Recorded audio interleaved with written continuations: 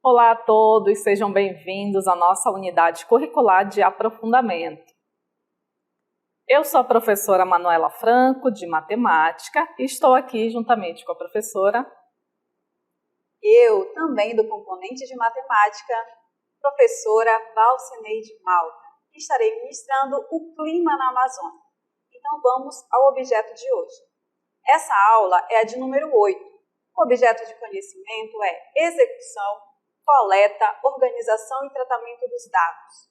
Detalhamento, análise de dados, comparar a pesquisa realizada com as pessoas da região com os saberes cientificamente construídos, buscando consensos e dissensos. Então, vamos à nossa aula.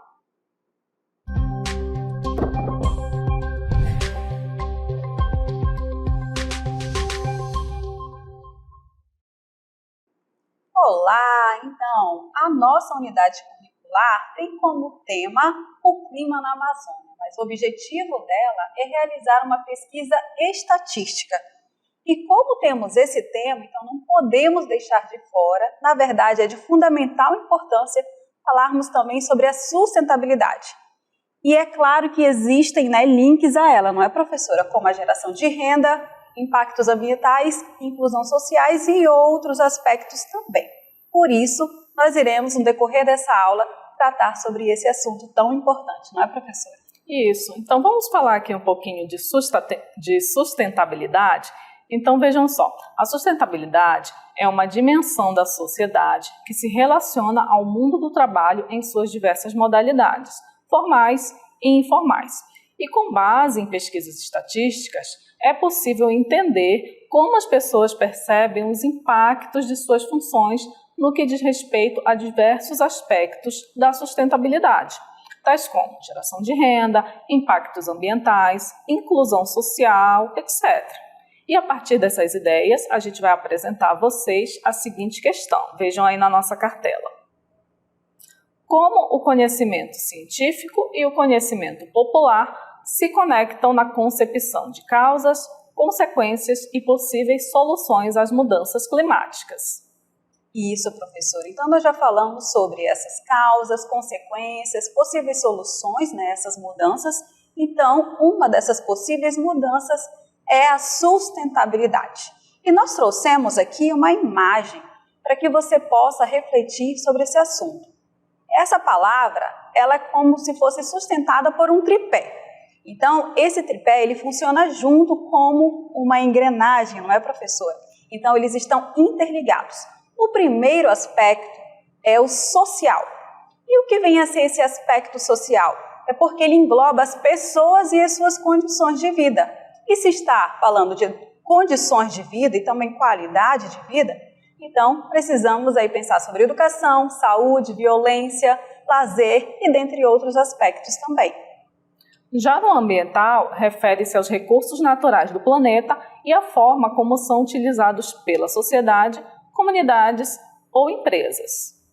E o terceiro, que faz com que essa engrenagem funcione, é o aspecto econômico, tá? Muito importante, porque ele está relacionado com a produção, distribuição e consumo de bens, tá? E também serviços. Porque a economia, ela deve considerar a questão social e ambiental. Por isso, os três estão aí interligados, tá? E nós trouxemos também aqui uma cartela para que a gente possa aí definir o que vem a ser, então, a sustentabilidade.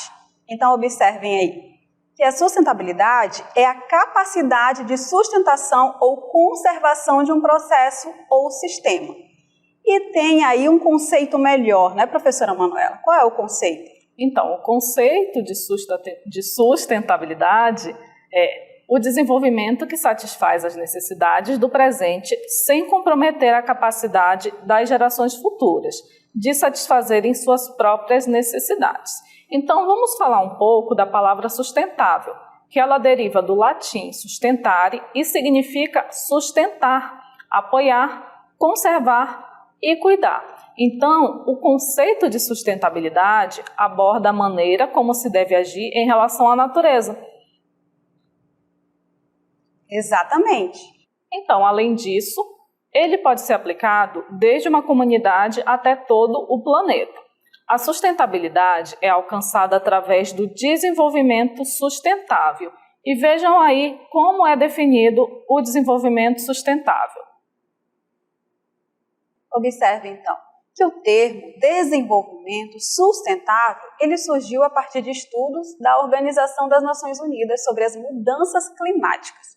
Ele foi como uma resposta para a humanidade perante a crise social e ambiental pela qual o mundo passava a partir da segunda metade do século XX.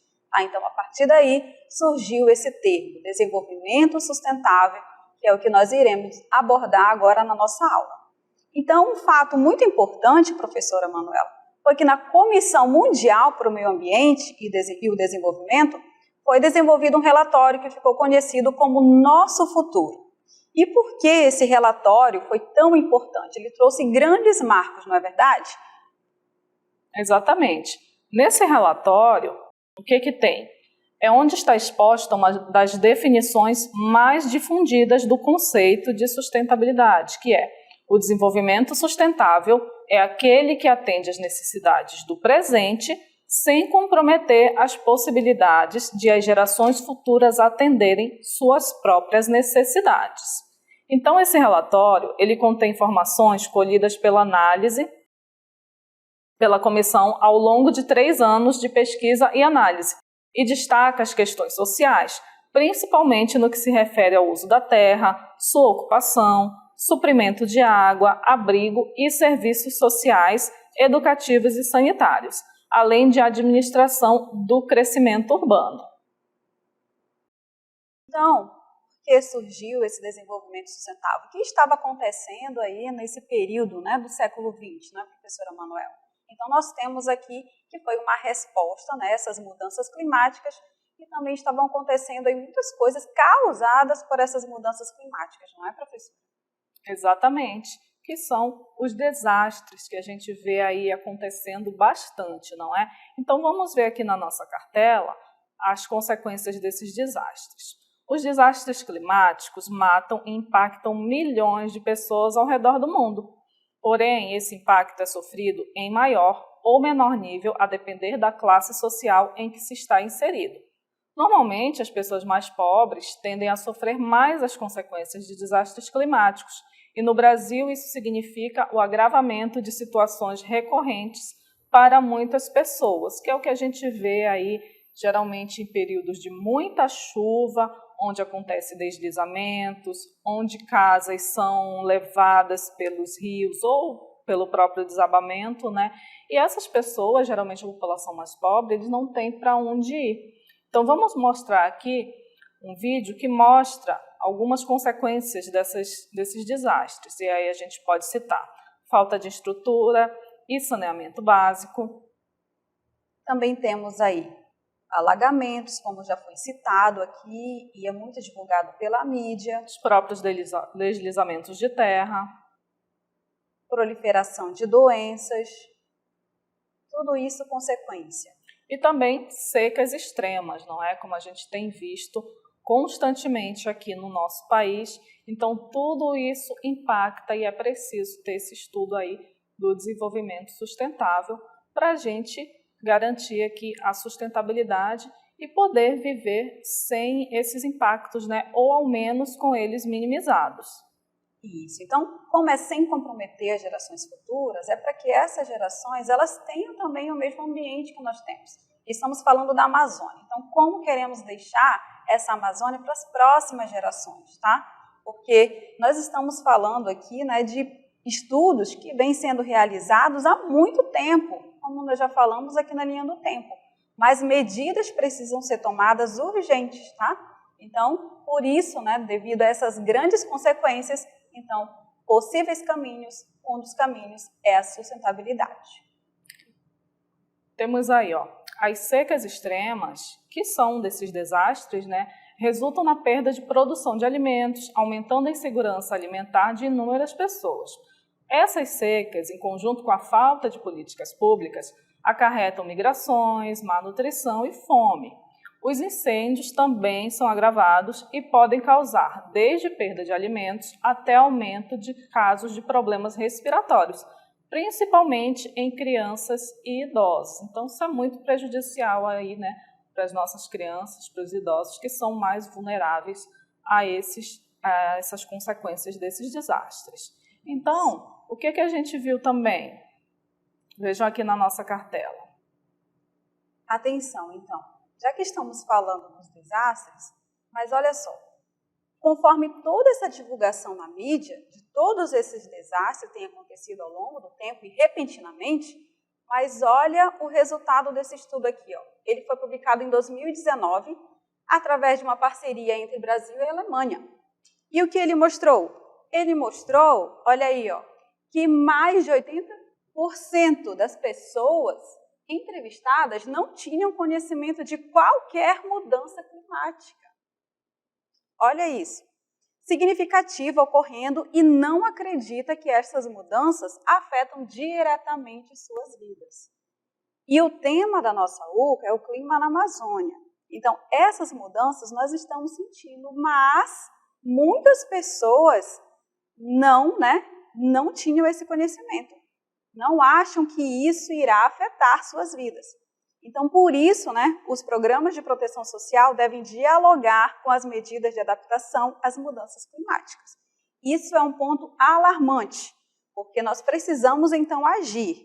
Por isso, nós estamos aqui estudando, estamos realizando pesquisa estatística, e uma das etapas da pesquisa estatística é justamente essa divulgação, tá?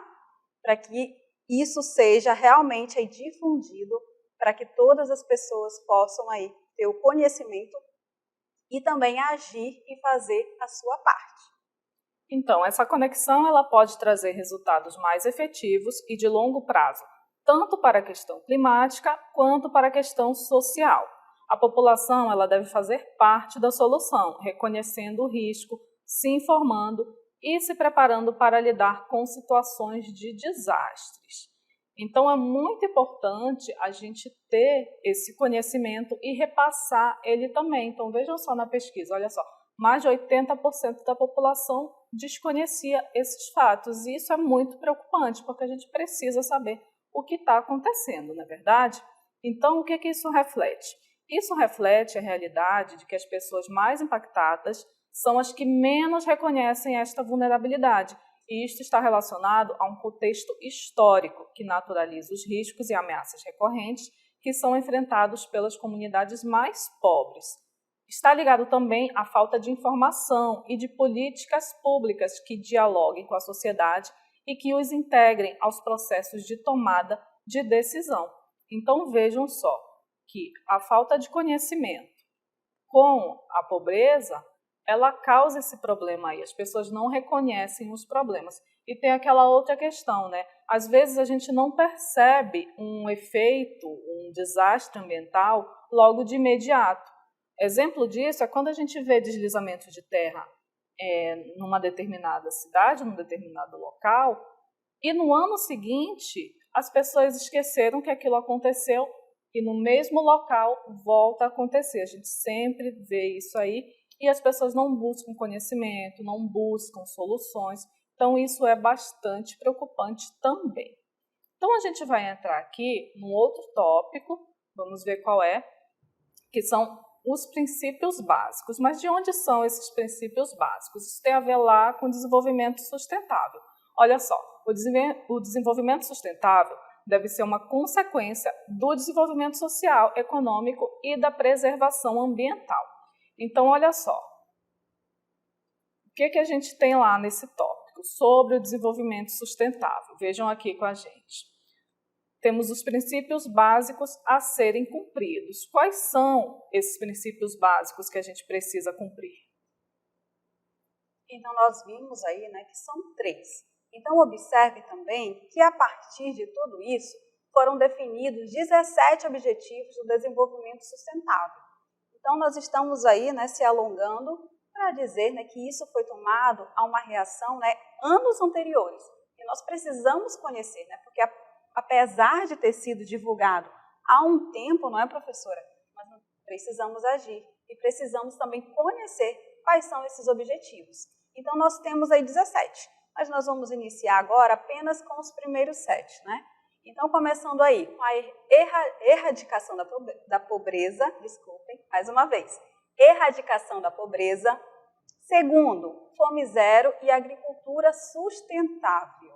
E o que mais, professora? Temos também saúde e bem-estar social, educação de qualidade. Vejam que todos esses 4 aí estão interligados nessa questão, erradicação da pobreza. Isso se junta com aquela falta de conhecimento. Geralmente a população mais pobre, ela não tem acesso ao conhecimento. A gente sabe que existem políticas públicas, mas elas ainda não atingem a todos. Então é preciso erradicar a pobreza, a fome, cuidar da saúde da população como um todo. O que mais que a gente tem? E aí, continuando, nós temos igualdade de gênero, saneamento e água limpa, e o 7º, energia limpa e acessível a todos. Então, esses 7 aí são os primeiros. E foi em meio às discussões de como estimular um crescimento econômico que não destrua, olha só, que não destrua os recursos naturais, tá? O que mais que isso? Por isso que nós temos esses objetivos.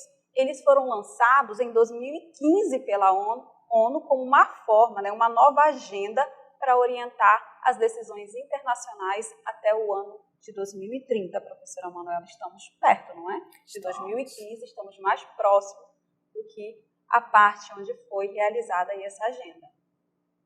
Vamos ver agora os próximos objetivos. Número 8, trabalho decente aliado ao crescimento econômico e inovações de infraestrutura. Continuando, nós temos aí o 10º, que é a redução das desigualdades, cidades e comunidades sustentáveis. Nós temos exemplos na Amazônia disso, não é, professora? Exemplos disso, nós temos aí as reservas, que estão aí em grande parte aí fazendo toda essa parte da sustentabilidade. Temos também o consumo e produção com responsabilidade. Daqui a pouco a gente vai falar mais um pouco sobre isso, mas vamos ver agora qual é o 13º. Ação contra o aquecimento global, que já falamos bastante aqui. Continuando, nós temos aí a conservação da vida aquática. Falamos sobre aumento de temperatura e o que isso está afetando os animais marinhos. Então, um desses objetivos é conservar a vida aquática. O próximo é conservação da vida terrestre, porque também temos perdido aí muitas espécies, tem muitas espécies em extinção, e uma das causas são essas mudanças climáticas e os grandes desastres. 16º, paz e justiça social com instituições eficazes. E o último, parcerias globais para a sustentabilidade. Então, isso realmente é muito importante, é muito necessário que se faça, e todos esses 17 objetivos estão interligados. Agora a gente vai mostrar para vocês um vídeo com exemplos de práticas e ações sustentáveis. Exemplos de ações sustentáveis. Reciclagem de diversos tipos de materiais. Papel, alumínio, plástico, vidro, ferro, borracha, etc. Coleta seletiva de lixo. Tratamento de esgotos industriais e domésticos para que não sejam jogados em rios, lagos, córregos e mares. Descarte de baterias de celulares e outros equipamentos eletrônicos em locais especializados. Estas baterias nunca devem ser jogadas em lixo comum. Geração de energia através de fontes não poluentes como, por exemplo, eólica, solar e geotérmica. Substituição em supermercados e lojas das sacolas plásticas pelas feitas de papel. Uso racional e sem desperdício de recursos da natureza como, por exemplo, a água. Combate ao desmatamento ilegal de matas e florestas. Combate à ocupação irregular em regiões de mananciais. Criação de áreas verdes nos grandes centros urbanos. Manutenção e preservação dos ecossistemas. Valorização da produção e consumo de alimentos orgânicos.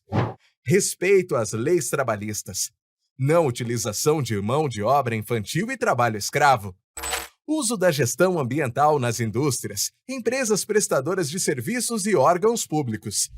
Diminuição na utilização de combustíveis fósseis, gasolina, diesel, substituindo-os por biocombustíveis. Utilização de técnicas agrícolas que não prejudicam o solo. Muito bem, então são muitas ações, inclusive tem umas que estão aí para a gente, não é, professora? Que são aí possíveis. Então, cada um fazendo a sua parte, a gente vai conseguir chegar, né, nesses objetivos aí. E outra prática muito importante, a gente fez questão de trazer para a nossa aula, é sobre o consumo sustentável. Ele é conhecido como consumo consciente. Já ouviu falar sobre isso? Eles são importantes e eficientes em longo prazo, pois são formas que propõem uma mudança de comportamento no modo como consumimos e compramos, não é, professora Manuela? Exatamente, professora Valcineide. E essa questão do consumo consciente, ela é muito ampla. Eu tenho aqui um exemplo para vocês. Uma vez perguntaram para mim se eu reciclava o meu lixo. E eu respondi que não, que eu faço a minha parte. Eu pego o meu lixo, eu jogo lá para a coleta, né? O caminhão do lixo vem e leva meu lixo embora e está resolvido. Eu não tenho mais nada a ver com isso. Muita gente pensa assim, mas não é assim que a gente deve pensar. Esse lixo ele vai para onde? O lixo ele não é jogado fora, porque aqui no nosso planeta Terra não existe fora. Ele vai estar ali ocupando espaço, ele vai estar ali poluindo uma região. Então a gente tem que ter essa consciência. E esse consumo consciente, ele entra nessa questão aí. Se eu estou produzindo muito lixo, é claro que a gente produz lixo, isso é natural, mas aí a gente deve ter a consciência de produzir menos lixo. Então, o consumo consciente, ele já começa aí, a gente pode fazer a nossa parte já desde casa. Outra questão que também está associada aí ao consumo consciente é a questão do desperdício. Não é só desperdício de energia, que acontece muito, a gente deixa a luz acesa, a gente deixa a TV ligada, a gente deixa aparelhos conectados na tomada, o que também pode ser perigoso, além de não ser sustentável. E o que mais que acontece? A gente deixa a torneira ligada, gasta água demais. A gente pensa que, por estar na Amazônia, por a gente ter uma reserva enorme de água, a gente pode gastar. Não, a gente não pode. A gente tem que ter esse controle, tem que ter essa consciência e também de manter limpos, né, os rios. A gente vê muita gente jogando lixo na rua, nos rios. Além de ser falta de educação, isso está ligado também à poluição. Isso não prejudica só ali a visão da cidade, prejudica todo o ambiente, prejudica ali as espécies, prejudica o curso dos rios e assim por diante. E uma geração futura, não é, professora? Exatamente. Então, a gente precisa preservar, como o próprio conceito de sustentabilidade diz, né? A gente tem que preservar o que a gente tem para que a gente consiga, para que também as gerações futuras consigam sobreviver. E ainda no consumo consciente, tem uma parte que a gente ainda consegue fazer a nossa parte individualmente dentro de casa. O consumo consciente e sustentável está associado também às coisas que a gente usa, que a gente tem em casa. Por exemplo, você já parou para pensar quantas roupas você tem lá no seu guarda-roupa? Você, de fato, usa todas aquelas roupas? O mesmo acontece para calçados e acessórios. Você realmente usa tudo o que você tem?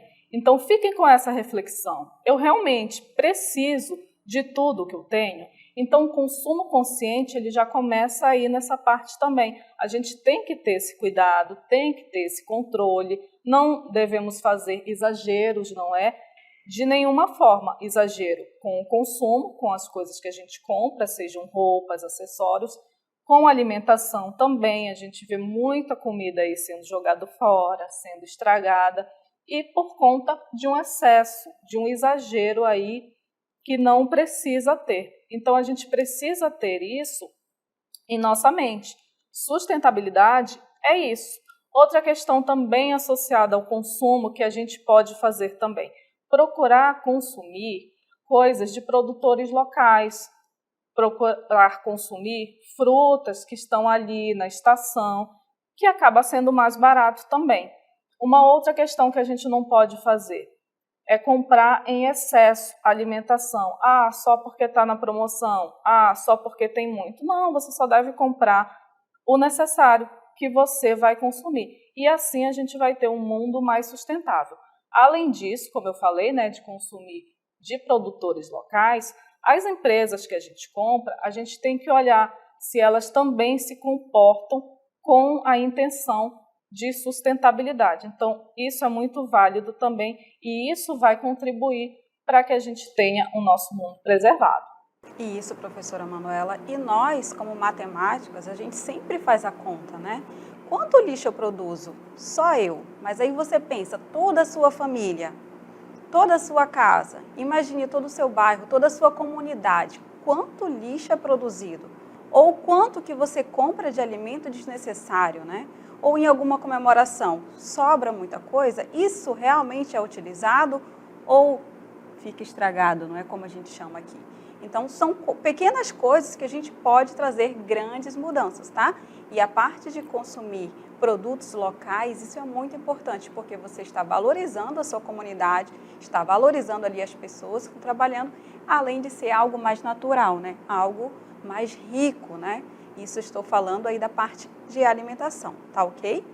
E nós vamos continuar então aqui, e nós trouxemos uma cartela, e a gente vai agora falar sobre as mudanças climáticas. Elas podem ter causas naturais, como alterações na radiação solar e dos movimentos orbitais da Terra, ou podem ser consequência das atividades humanas. Nós já iniciamos aqui falando que existem processos que são naturais, né? Então, existem fatores que contribuem para isso, mas o que está acontecendo? Isso tem se agravado por causa das atividades humanas. Então, o homem, as ações do homem têm feito com que haja uma frequência maior dessas grandes mudanças, dessas causas, dessas consequências, como a gente viu. Então, se medidas urgentes, precisamos aí, se medidas urgentes não forem tomadas para estabilizar as emissões dos gases até 2100, o aumento da temperatura global excederá 2 graus Celsius dos níveis pré-industriais. Esse aumento, professora Manuela, poderá ser catastrófico, porque, como a gente viu, existem aí temperaturas da zona de conforto, tanto para o ser humano, quanto para os animais, quanto para os animais terrestres, para os animais marinhos. Tá? Então, todos eles serão influenciados. Se alguns graus já fazem diferença, meio grau, vamos colocar meio grau já faz diferença, professora Manuela, imagine 2 graus. Então, os maiores castigados pelas mudanças climáticas serão provavelmente os países tropicais. E onde nós estamos?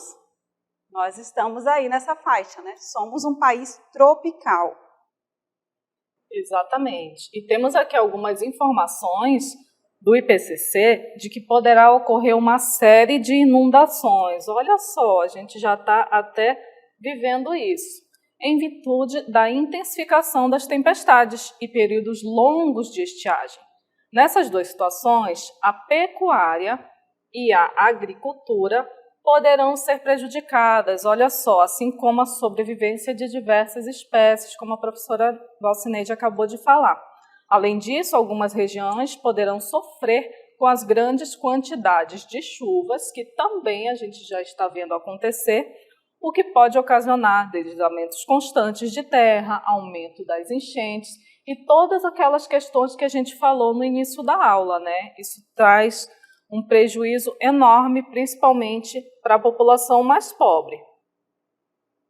Então, temos a consciência de que devemos preservar o meio ambiente, que está cada vez mais sendo disseminada em nossa sociedade.